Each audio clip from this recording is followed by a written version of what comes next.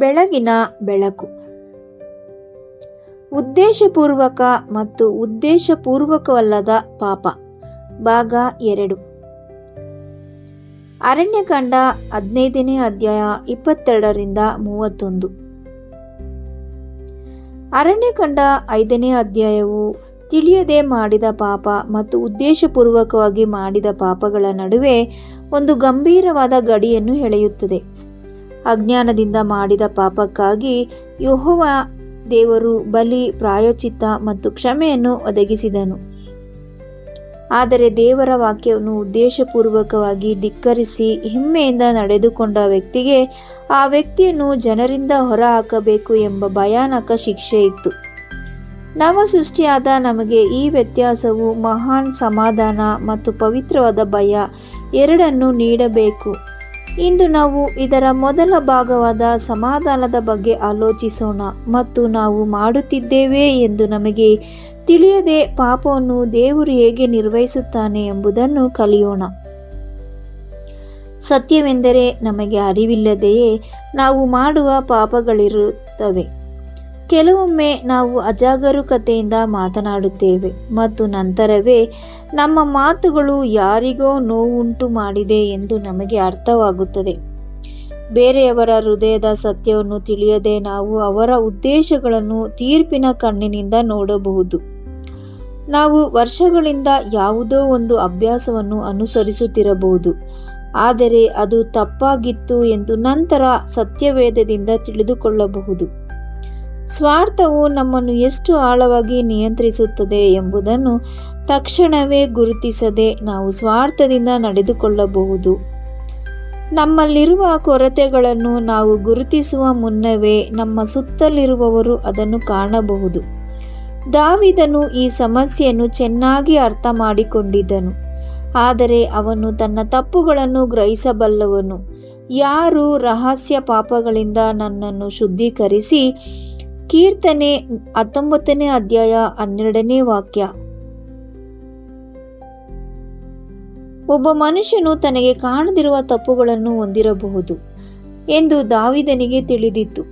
ಆದುದರಿಂದ ತನಗೆ ತಿಳಿದಿರುವ ಪಾಪಗಳಿಂದಲೂ ತನ್ನನ್ನು ಶುದ್ಧೀಕರಿಸುವಂತೆ ಅವನು ದೇವರನ್ನು ಕೇಳಿಕೊಂಡನು.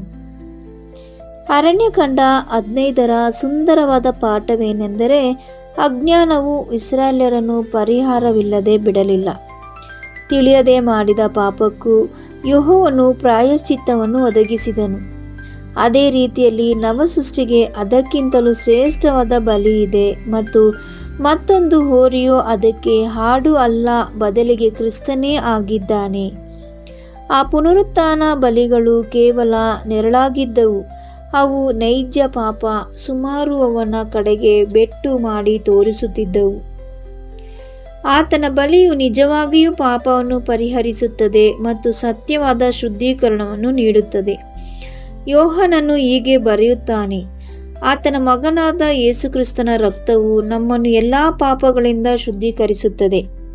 1 ಯೋಹಾನ 1ನೇ ಅಧ್ಯಾಯ 7ನೇ ವಾಕ್ಯ.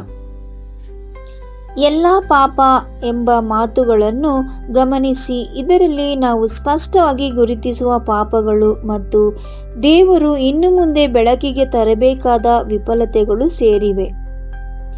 ಅಜ್ಞಾನವು ಪಾಪವನ್ನು ಅಲಕ್ಷಿಸುವಂತೆ ಮಾಡುತ್ತದೆ ಎಂದು ಇದರರ್ಥವಲ್ಲ, ಏಕೆಂದರೆ ಅರಣ್ಯಕಾಂಡ 15ನೇ ಅಧ್ಯಾಯ ಸ್ವತಃ ಇದನ್ನು ತೋರಿಸುತ್ತದೆ. ಅಜ್ಞಾನದಿಂದ ಮಾಡಿದ ಪಾಪಕ್ಕೂ ಪ್ರಾಯಶ್ಚಿತ್ತದ ಅಗತ್ಯವಿತ್ತು. ಬದಲಾಗಿ ನಮಗೆ ಆರಂಭದಲ್ಲಿ ಅರ್ಥವಾಗದ ವಿಫಲತೆಗೂ ಕ್ರಿಸ್ತನ ಬಲಿಯು ಸಂಪೂರ್ಣವಾಗಿ ಸಾಕಷ್ಟಾಗಿದೆ ಎಂಬುದನ್ನು ಇದು ತೋರಿಸುತ್ತದೆ. ಆದುದರಿಂದ ದೇವರು ನಮಗೆ ಅಂತಹ ಪಾಪವನ್ನು ಬಹಿರಂಗಪಡಿಸಿದಾಗ ನವಸೃಷ್ಟಿಯಾದ ನಾವು ಎಂದಿಗೂ ಅದನ್ನು ಸಮರ್ಥಿಸಿಕೊಳ್ಳಲು ಅಥವಾ ನೆಪ ಹೇಳಿ ತಪ್ಪಿಸಿಕೊಳ್ಳಲು ಪ್ರಯತ್ನಿಸಬಾರದು. ಬದಲಾಗಿ ನಾವು ಅದನ್ನು ಒಪ್ಪಿಕೊಳ್ಳುತ್ತೇವೆ, ಅರಿಕೆ ಮಾಡುತ್ತೇವೆ, ಆತನ ಶುದ್ಧೀಕರಣವನ್ನು ಪಡೆದುಕೊಳ್ಳುತ್ತೇವೆ, ತಿದ್ದುಪಡಿಯಬೇಕಾದುದನ್ನು ತಿದ್ದುಕೊಳ್ಳುತ್ತೇವೆ ಮತ್ತು ಬೆಳಕಿನಲ್ಲಿ ನಡೆಯುವುದನ್ನು ಮುಂದುವರಿಸುತ್ತೇವೆ. ಯೋಹಾನನು ನಮಗೆ ಈ ಸುಂದರವಾದ ಭರವಸೆಯನ್ನು ನೀಡುತ್ತಾನೆ. ನಾವು ನಮ್ಮ ಪಾಪಗಳನ್ನು ಅರಿಕೆ ಮಾಡಿದರೆ ಆತನು ನಂಬಿಗಸ್ತನೂ ನೀತಿವಂತನೂ ಆಗಿರುವುದರಿಂದ ನಮ್ಮ ಪಾಪಗಳನ್ನು ಕ್ಷಮಿಸಿ ಸಕಲ ಅನೀತಿಯಿಂದ ನಮ್ಮನ್ನು ಶುದ್ಧೀಕರಿಸುವನು. 1 ಯೋಹನ 1ನೇ ಅಧ್ಯಾಯ 9ನೇ ವಾಕ್ಯ. ನಮ್ಮ ಮನಸ್ಸಾಕ್ಷಿಗೆ ಕಳಂಕ ಅಂಟಿದಾಗ ಆ ಕಳಂಕ ಇಲ್ಲವೇ ಇಲ್ಲ ಎಂದು ನಟಿಸುವುದರಿಂದ ನಾವು ಅದನ್ನು ಸರಿಪಡಿಸಲು ಸಾಧ್ಯವಿಲ್ಲ. ನಾವು ಯೆಹೋವನಿಗೆ ಬಳಿಗೆ ಬರುತ್ತೇವೆ, ಅರಿಕೆ ಮಾಡುತ್ತೇವೆ ಮತ್ತು ಕ್ರಿಸ್ತನಲ್ಲಿ ಆತನು ನಮಗಾಗಿ ಈಗಾಗಲೇ ಒದಗಿಸಿರುವ ಶುದ್ಧೀಕರಣವನ್ನು ನಂಬುತ್ತೇವೆ. ಅಡಗಿಕೊಳ್ಳುವ ಅಗತ್ಯವಿಲ್ಲ ಮತ್ತು ಆತನಿಂದ ಓಡಿ ಹೋಗುವ ಅಗತ್ಯವೂ ಇಲ್ಲ. ಲೋಪವನ್ನು ಬಹಿರಂಗಪಡಿಸುವ ದೇವರೇ ಅದನ್ನು ತೊಳೆದು ಹಾಕಲು ಸಿದ್ಧನಾಗಿ ನಿಂತಿರುವ ದೇವರಾಗಿದ್ದಾನೆ. ದೇವರೊಂದಿಗೆ ನಡೆಯುವ ಪ್ರತಿಯೊಂದು ಮೃದುವಾದ ಹೃದಯಕ್ಕೂ ಇದು ಅದ್ಭುತವಾದ ಆಸರೆಯಾಗಿದೆ. ಅನೇಕ ಸತ್ಯವಂತ ವಿಶ್ವಾಸಿಗಳು ತಮಗೆ ಇನ್ನೂ ಕಾಣದಿರುವ ತಪ್ಪುಗಳ ಬಗ್ಗೆ, ತಮ್ಮಿಂದಲೇ ಅಡಗಿರುವ ವಿಫಲತೆಗಳ ಬಗ್ಗೆ ಚಿಂತಿಸುತ್ತಾ ಕಳವಳಗೊಳ್ಳುತ್ತಾರೆ. ಆದರೆ ಕ್ರಿಸ್ತನಲ್ಲಿ ನೆರವೇರಿದ ಅರಣ್ಯಕಾಂಡ 15ರ ಪ್ರಾಯಶ್ಚಿತ್ತದ ವ್ಯವಸ್ಥೆಯು ಆ ಭಯಕ್ಕೆ ಉತ್ತರ ನೀಡುತ್ತದೆ. ದೇವರು ನಾವು ಗಮನಿಸುವ ಪಾಪಗಳಿಗೆ ತಕ್ಕಂತೆ ಮಾತ್ರ ನಮ್ಮನ್ನು ನಡೆಸುವುದಿಲ್ಲ. ಆತನು ತನ್ನ ಮಗನ ಪರಿಪೂರ್ಣ ಬಲಿಗೆ ತಕ್ಕಂತೆ ನಮ್ಮನ್ನು ನಡೆಸುತ್ತಾನೆ. ಆತನ ರಕ್ತವು ನಾವು ಇನ್ನೂ ಕಂಡುಕೊಳ್ಳದ ತಪ್ಪುಗಳನ್ನು ತಲುಪುತ್ತದೆ. ಆತನು ತನ್ನ ಬೆಳಕನ್ನು ನಮ್ಮ ಹೃದಯಗಳಲ್ಲಿ ಬೆಳಗಿಸಿ ಒಂದೊಂದು ವಿಷಯವನ್ನು ನಮಗೆ ತೋರಿಸಿಕೊಡುತ್ತಿದ್ದಂತೆ ನಾವು ಸರಳವಾಗಿ ಅರಿಕೆ ಮಾಡುತ್ತಾ ಆತನ ಶುದ್ಧೀಕರಣವನ್ನು ಪಡೆದುಕೊಳ್ಳುತ್ತಾ ಮತ್ತು ಮುನ್ನಡೆಯುತ್ತಾ ಇರುತ್ತೇವೆ. ಅಡಗಿರುವ ಪಾಪವನ್ನು ಕಂಡುಕೊಳ್ಳುವುದು ಎಂದಿಗೂ ನಿರಾಶೆಗೊಳ್ಳಲು ಕಾರಣವಲ್ಲ ಮತ್ತು ಬೆಳಕಿಗೆ ಬಂದು ಇನ್ನೊಮ್ಮೆ ತೊಳೆಯಲ್ಪಡಲು ಸಿಗುವ ಆಹ್ವಾನವಾಗಿದೆ. ಆದಾಗ್ಯೂ ಈ ಭಾಗಕ್ಕೆ ಮತ್ತೊಂದು ಮುಖವಿದೆ. ಅದು ಅತ್ಯಂತ ಗಂಭೀರವಾದದ್ದು, ಏಕೆಂದರೆ ಅರಣ್ಯಕಾಂಡ 15ನೇ ಅಜ್ಞಾನದ ಪಾಪದೊಂದಿಗೆ ನಿಲ್ಲುವುದಿಲ್ಲ. ಅದು ವಿಭಿನ್ನ ರೀತಿಯ ಪಾಪಿಯ ಬಗ್ಗೆ ಮತ್ತು ಅತ್ಯಂತ ವಿಭಿನ್ನವಾದ ಅತ್ಯಂತ ಬಗ್ಗೆ ಮಾತನಾಡುತ್ತದೆ. ಅದನ್ನು ನಾವು ನಾಳೆ ಮುಂದುವರಿಸೋಣ. ಪ್ರಾರ್ಥನೆ. ಓ ಯೆಹೋವನೇ, ನಮ್ಮ ನಂಬಿಗಸ್ತ ದೇವರೇ, ನಿಮ್ಮ ಬೆಳಕು ಹೃದಯದ ಅತ್ಯಂತ ಆಳವಾದ ಸ್ಥಳಗಳನ್ನು ಶೋಧಿಸುತ್ತದೆ. ಅಜ್ಞಾನದಿಂದ ಮಾಡಿದ ಪಾಪಕ್ಕೂ ನೀವು ಪ್ರಾಯಶ್ಚಿತ್ತವನ್ನು ಒದಗಿಸಿದ್ದಕ್ಕಾಗಿ ನಾವು ನಿಮಗೆ ಧನ್ಯವಾದ ಅರ್ಪಿಸುತ್ತೇವೆ. ದಾವೀದನು ಒಮ್ಮೆ ಪ್ರಾರ್ಥಿಸಿದಂತೆ ನಮಗೆ ಕಾಣದಿರುವ ರಹಸ್ಯ ಪಾಪಗಳಿಂದ ನಮ್ಮನ್ನು ಶುದ್ಧೀಕರಿಸು.